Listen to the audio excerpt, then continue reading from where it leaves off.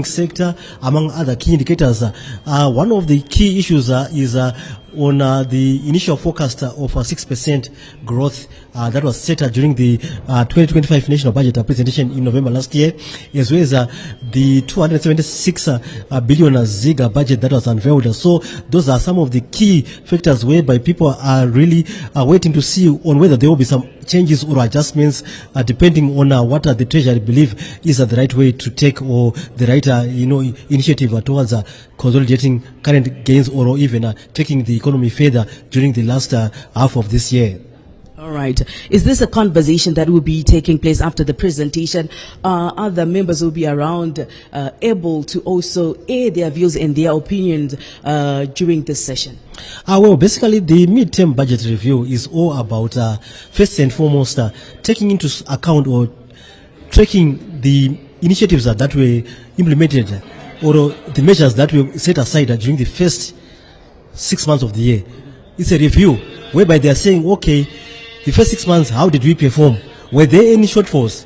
If there were any, what can we do to consolidate some of our objectives or aspirations? What can we do? Can we change? Can we make some adjustments? Can we revise, or can we review? No wonder why it's a review. But basically, given the trend that there has been stability in terms of our own local currency, there are possibilities that very few changes will be done as a Treasury seeks to just maintain the current trajectory mode of stable conditions till the end of the year.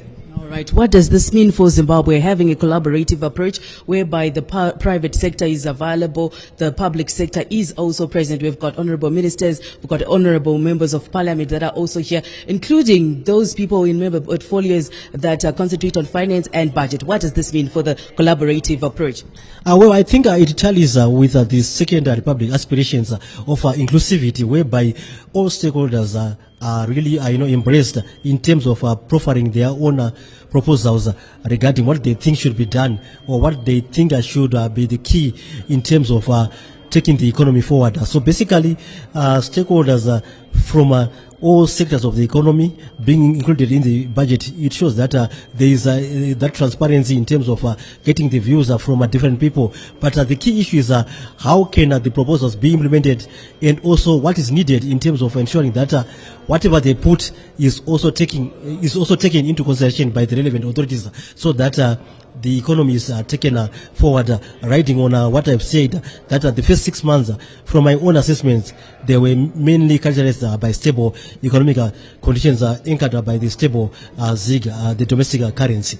All right. And as a journalist, just as a person, someone who is representing the journalists as well, from a journalist perspective, what should be done for Zimbabwean nation to be able to get to learn more about this budget? Is it being well communicated? Is the media industry doing enough to talk about these issues to the certain public, package it in a way that everyone gets to understand? We can talk of jargons that people cannot understand, but now with the introduction of communities, with the introduction of community radio stations, we have Lieja, we have Twasumpuka community radio stations.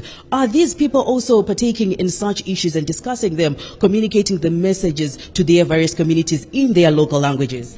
Well, like what you have alluded to, I think the media is doing their job. They are doing the level best in terms of trying to communicate the messages of the budget, in terms of trying to also really come up with certain levels of communication, like what you have said. Basically, I think under the devolution strategy and agenda, basically the issues relating to the coverage of social amenities, hospitals, clinics, infrastructure, among other issues, reflect the commitment by the media to showcase the tangible things that are arising from the budget allocations, translating into the communities. So basically, I think it's all about also coming up with a long-term strategy whereby coverage is centered on the budget, that is trying to find out whether the budget is really translating or transforming into the certain aspirations that are being set aside by the relevant authorities, in as much as trying to achieve the overall goal of our growth is concerned. So basically, communication is an essential tool, in as much as trying to enable every part or every sector of the economy understand what the budget means, what are the aspirations of the budget, and what the budget is really focused in terms of growth and the recovery of our economy. All right, Stanley James, thank you so much for joining us. Thank you very much. All right, that's our business editor there from Zimbabwe Broadcasting Corporation, Stanley James, unpacking what will be taking place today. Of course, it is the 2025 Midterm Budget Review presentation that will be presented by the Minister of Finance, Economic Development and Investment Promotion, that is Professor Mthuli Ncube. So right now, we take you straight to the proceedings. We are also live on Facebook.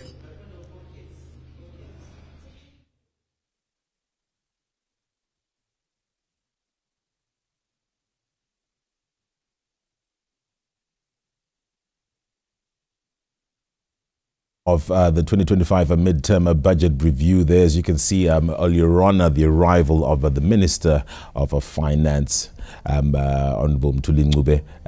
Of course, looking forward to the presentation that will be made. Speaking, of course, it is Zimbabwe's National Development Strategy 1, extended International Development Strategy 2, which would be in conclusion by the year 2030. And of course, this all does acknowledge the role that has been played by the Second Republic in being able to ensure that the realization of Vision 2030 for Zimbabwe to be a middle to upper income society. A whole host of steps have been taken through various pillars to be able to ensure economic emancipation, however, tied into key areas around infrastructure development, housing, food security, safety, and of course risk aversion, especially with natural disasters. Key components, of course, also being tied into the Pfumbudza Intwasa program, which also has contributed significantly towards not only climate-proofing agriculture, but also enduring sustainable food sufficiency reserves within the nation. And of course, shortly we'll be looking forward to that review, which should be brought forward. As you can also appreciate, various ministers who are in attendance at Parliament today to be able to better appreciate what the Minister of Finance would be able to keep bringing forward with regard to the developments. Okay. Once again, we also do implore you to take advantage of our live platform, as this is on the ZBC News Online. Keep sending us your questions, comments, and your contributions during the course of the broadcast, as we always do appreciate hearing from you. We'll now be crossing over back to the Elephant Hills Hotel, where Peggy Temba and Yvonne Mukondani are currently at the conference of the Convention of Parties for the Ramsar Convention. Now let's hear more on the deliberations there, and of course, we are live from the Elephant Hills